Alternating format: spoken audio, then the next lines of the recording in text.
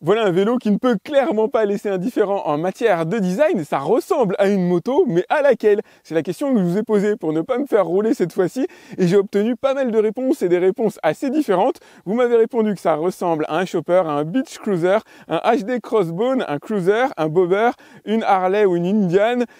Harley revient souvent, chopper revient relativement souvent à un Solex aussi. Et c'est pas faux d'ailleurs, la selle ressemble à une selle de mob et on a une sensation d'ailleurs équivalente. En tout cas, il a un style bien à lui et c'est tant mieux. Bienvenue sur AviExpress pour le test du Eidos B3. Et c'est un vrai monstre, hein. C'est clairement le plus grand et le plus long vélo que j'ai eu à tester jusqu'ici. Il fait quand même 2 mètres de long et malgré tout, il est pas si lourd que ça. 28 kg pour un fat bike. En règle générale, surtout sur ce genre de gabarit, j'aurais plutôt imaginé 35 kg. Par contre, il ne peut pas porter un poids lourd puisqu'il est limité à une charge de 90 kg. Et vous allez voir que l'originalité a été poussée réellement jusqu'au bout avec par exemple ce phare proéminent. On n'est pas habitué, même sur des fat bikes, à avoir des phares aussi costauds. C'est tant mieux d'ailleurs d'en avoir un comme ça. Extrêmement original aussi dans l'univers des vélos électriques, en tout cas cette double fourche permettant de suspendre le vélo sur la partie avant.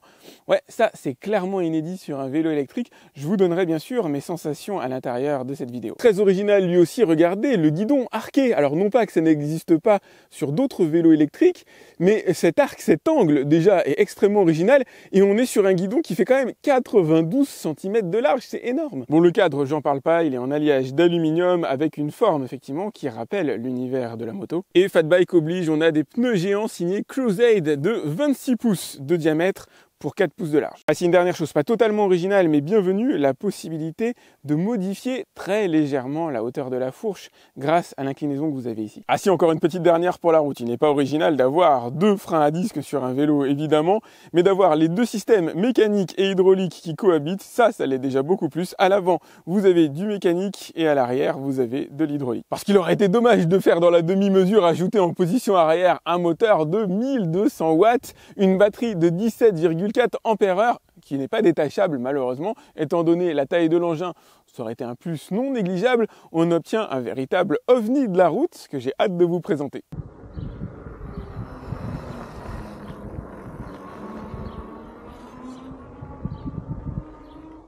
Niveau confort, c'est un pur vélo de cruising, à prendre stricto sensu. D'ailleurs, on reviendra sur ce sujet dans un instant. On est sur un vélo clairement dédié à la promenade et il est agréable. Agréable déjà de par sa selle. Regardez un peu la selle extrêmement confortable, ultra moelleuse, avec une forme légèrement arquée. On a l'impression que ça a été fait pour reprendre l'empreinte des fesses, celle qui est sensiblement suspendue sur la partie inférieure. Franchement, c'est top, hein. Niveau confort, dès lors que vous êtes sur route relativement balisée, on est vraiment sur un vélo qui est fait pour avaler du kilomètre. Là, on est super bien installé dessus. Le guidon, idem, nickel. Alors que vous allez pouvoir positionner en hauteur. C'est ce que j'ai fait pour une fois d'ailleurs. Regardez, je l'ai légèrement relevé au niveau de la potence, si on peut s'exprimer ainsi. Guidon arqué, qui est forcément rabattu légèrement vers l'avant. Je ne sais pas si vous arrivez à le distinguer à la caméra. Donc du coup, à proximité du corps, ce qui permet d'avoir une position dos droit. On est bien sur ce vélo, on est super bien, sauf si vous sortez des sentiers battus. Et là, ça devient la misère. Je me serais attendu, de par sa nature, on va dire fat bike de 26 pouces, à avoir un vélo plus capable de prendre des chemins difficiles, mais c'est pas le cas du tout. C'est pas son truc du tout. Faut que ce soit dit, c'est important. Les suspensions ici sont purement anecdotiques, elles sont purement esthétiques. Pourtant, techniquement, j'aurais pensé qu'elles avaient quand même une vocation à absorber, parce qu'elles ont été réalisées visiblement honnêtement. Mais non, c'est vraiment de l'esthétique pure et dure. Le vélo, si jamais vous prenez une bosse, vous allez la sentir, et vous allez la sentir bien. Et les pneus de 26 pouces n'y changeront pas grand chose. Alors vous pouvez toujours les dégonfler, les sous-gonfler pour absorber un petit peu. On a la selle aussi confortable, on a le fait d'être sur un fat bike, ça joue. Mais non, c'est pas un vélo qui est réellement fait pour sortir des sentiers battus, c'est pas un vélo d'attaque. Alors il y a un autre paramètre qui fait que c'est pas un vélo d'attaque, regardez le guidon, qui est quand même extrêmement fin à ce niveau-là. Pour moi, on est sur un guidon qui risque de plier si vous avez un poids. Déjà avec le mien, j'ai des doutes si je m'amuse à attaquer, mais si vous avez un poids supérieur au mien, moi je pèse 70 kg, à mon avis, le guidon, si vous vous amusez à prendre une bosse, vous risquez de le plier en deux. C'est pour ça que je vous dis, et c'est à prendre au véritable sérieux, on est sur un vélo de cruising, on est sur un vélo de promenade, et il est très très bien dans ce registre-là. Il est extrêmement peinard, super agréable, j'ai rien à lui opposer, sauf que dès lors que vous allez vouloir attaquer, sortir, aller en forêt ou quoi que ce soit, là, ça va commencer à faire mal aux fesses, à faire mal au dos et vous allez sentir toute la rigueur du cadre transmise à l'intérieur de votre corps. Sinon, niveau confort, il est plutôt cool. Il accélère bien d'ailleurs, il accélère extrêmement bien. Vous avez une petite gâchette à ce niveau-là. Enfin, accélération, on va dire progressive, quand même modérée. Par contre, il va vite. On viendra sur ce sujet dans la partie vitesse de la vidéo. Il trace. Toujours au niveau du confort et là au sujet de l'assistance électrique, ils sont pas pris la tête sur ce vélo, c'est plutôt bien d'ailleurs, c'est assez pratique. En vitesse 0, vous n'avez pas d'assistance électrique. En vitesse 1, vous allez jusqu'à 10 km/h, alors plein pot, hein, avec une assistance réellement max. Vous allez à 20 km/h en vitesse 2, à 30 km/h en vitesse 3, 40 km/h en vitesse 4, et avec la vitesse 5, vous atteignez le maximum. Petit reproche que j'ai quasiment sur tous les vélos électriques non équipés d'un capteur de pression, il faut un bon demi-tour de pédale, pour que le moteur s'enclenche. Quand il s'enclenche, vous le sentez bien, il n'y a plus besoin de mettre la moindre force à l'intérieur du pédalier, mais en côte, c'est pas idéal. Heureusement, vous avez la présence de l'accélérateur, qui pour rappel est interdit en France, et la présence du dérailleur.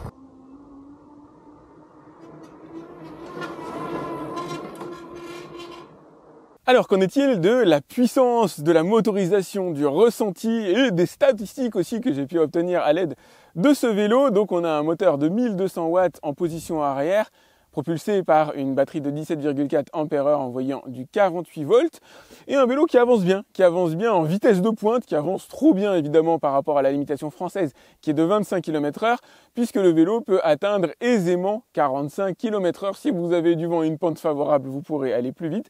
Mais 45 km/h, c'est peinard, c'est clair, et par rapport à sa fonction de vélo de cruising fait pour avaler du kilomètre, effectivement, tout est plutôt bien taillé. Maintenant, au niveau puissance d'accélération, j'ai pas noté un couple monstrueux. On a quelque chose d'assez linéaire, assez graduel, tout à fait maîtrisable, tout à fait facile, on va dire, d'utilisation. On n'a pas la sensation, voilà, on n'a pas de recul réellement quand on utilise l'accélérateur, mais il avance bien, même en côte, il se débrouille plutôt bien. C'est pas le 1200 watts le plus costaud que j'ai pu voir de ma vie, il serait estampillé 1000 watts, franchement ce serait à peu près la même chose. Mais une chose est sûre, effectivement, quand vous avez atteint la vitesse max, il la maintient bien, il la maintient quasiment tout au long de la durée de vie de la batterie. Alors quand vous êtes sur la dernière barre, sur les 20 derniers pourcents, vous allez perdre évidemment en vitesse de pointe, mais vous roulerez quoi qu'il arrive systématiquement autour de 30-35 km/h.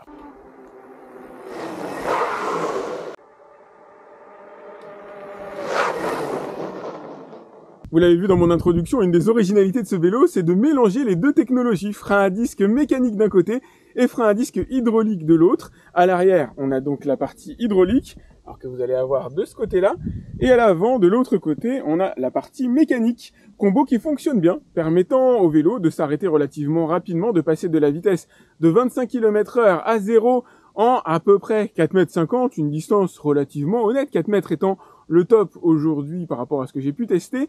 Et pour passer de la vitesse de 40 km/h à 0, il vous faudra là environ 11 mètres. Ça n'a absolument rien à voir, évidemment, comme je vous le dis fréquemment. La distance de freinage n'est pas une fonction linéaire de la vitesse. Du coup, c'est une des raisons pour lesquelles ce type de vélo est peu conseillé, en tout cas totalement interdit en France, mais surtout dans des zones où il y a de la densité d'habitation, de la circulation, tout simplement parce que c'est dangereux, c'est des distances de freinage qui sont quand même assez élevées. Il m'est difficile de vous dire si le combo frein à disque mécanique et hydraulique a un véritable intérêt. On aurait pu avoir soit deux mécaniques, soit deux hydrauliques. L'hydraulique étant le top disponible aujourd'hui sur le marché, c'est extrêmement agréable à utiliser et ça l'est aussi sur le vélo. La partie mécanique, finalement, on ne change pas grand-chose. Je ne sais pas si on aurait gagné en performance à avoir uniquement de l'hydraulique. C'est vrai que le combo marche bien. Ce qui est important pour moi aussi, c'est qu'il n'y a pas de bruit parasite. Tout a été bien réglé en usine. J'ai eu aucun réglage à effectuer sur ce vélo. Ça, c'est cool. Et quand on freine, on n'entend pas. Ça, c'est sympa aussi. Niveau autonomie, une batterie de 17,4 ampères-heure est intégrée à l'intérieur de ce vélo. Batterie non amovible, malheureusement. Protocole habituel. J'ai chargé le vélo à fond. Je l'ai déchargé à son maximum ou quasiment.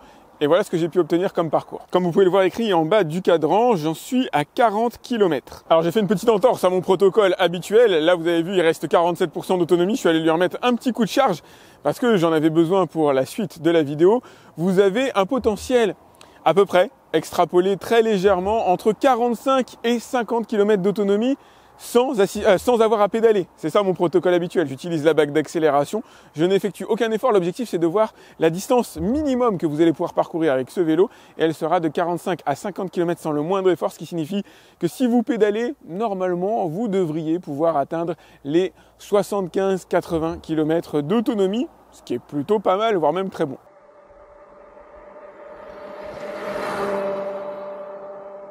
Allez, il est maintenant l'heure de débriefer sur ce Eidos B3 qui souffle le chaud et le froid sur certains domaines, à commencer par le design. Il a un style clairement qui ne laisse pas indifférent, il est plutôt beau gosse, plutôt sympa, un peu pâteau dans son genre, parce qu'il fait quand même un empattement de 2 mètres avec une batterie inamovible, donc du coup, il faut avoir un certain emplacement chez soi pour pouvoir le stocker, mais il a son style propre, qui est plutôt bien réussi d'ailleurs. Après, je ne cache pas que j'aurais aimé quelques éléments capables de rehausser un peu le design. Là, on est sur du noir mat quasiment intégral. Bon, ça fait un peu triste. Avec un petit ajout de couleur, on a déjà vu des marques capables de sortir des vélos typés moto un peu plus sympathiques, je trouve. Au niveau du confort, tant que vous restez sur de la route plate, c'est nickel. Dès que vous sortez des sentiers battus, malgré ce qui est écrit sur la fiche produit, ça tape trop dans le dos, ça tape trop. Enfin, les bosses, vous allez les ressentir. Il n'y a quasiment aucune capacité d'absorption de la part de la fourche à l'avant, malheureusement. On n'a pas de cadre suspendu. On a un peu le strict minimum à ce niveau-là. Pour moi, c'est un vélo qui est fait pour rouler, c'est un vélo de cruising. Si vous l'utilisez dans ce cadre-là, vous serez bien parce que la position est géniale. On a une position dos droit, on est bien installé dessus. Et de toute façon, c'est pas un vélo d'attaque. Le guidon, à lui seul, de par la finesse du guidon, indique clairement qu'on n'est pas sur un vélo qui est fait pour attaquer. Niveau motorisation, sans être exceptionnel, il est pas mal. Il est plutôt bien dimensionné. Les 1200 watts font le job. Pour la partie vitesse de pointe, vous l'avez vu, 45 km/h maintenable assez facilement, avec un moteur qui reste à température honnête. Par contre, niveau vélocité, si jamais vous êtes dans des endroits difficiles, il est quand même un peu à la peine. Je l'ai essayé quand même dans des zones meubles, du sable ou de la forêt vraiment dense, en dehors des sentiers battus. Et on sent que le moteur manque un petit peu de pêche. Il est quand même alimenté par contre par une bonne batterie qui elle est cool et vous permettra d'atteindre probablement sans aucun effort au moins 45 km/h, voire 50. Niveau freinage, il est vraiment très bon, il n'y a rien à dire. Et s'il alterne le chaud et le froid dans certains domaines, c'est tout simplement parce qu'on n'est pas réellement sur un fat bike d'attaque, de cross, etc. Si vous restez sur des sentiers battus, si vous restez sur de belles lignes, je ne vais pas dire droite, mais sur une route goudronnée, une route assez lisse, il est super cool, on est dos droit, on est bien positionné dessus, il est super agréable. Par contre, dès lors que vous sortez des sentiers battus, on se prend tout dans le dos, on se prend toutes les vibrations, toutes les bosses. Il n'est pas agréable du tout, il n'est pas du tout fait pour ce genre de cas d'utilisation. Voilà ce que je pouvais vous dire sur le Eidos B3. J'espère que vous avez apprécié cette vidéo. Si c'est le cas, n'hésitez pas à la liker, c'est important pour moi. Vous avez le lien dans la description pour voir combien coûte le vélo à l'heure actuelle. Pensez à aller faire un petit tour.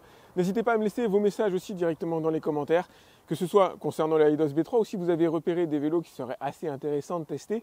Moi, je suis toujours à l'affût des opportunités et puis des bons conseils. Donc n'hésitez pas à me laisser un message directement dans les commentaires. Pensez à vous abonner à ma chaîne si ce n'est pas déjà fait. Et moi, je vous dis à très vite pour un autre test sur AviExpress. Salut!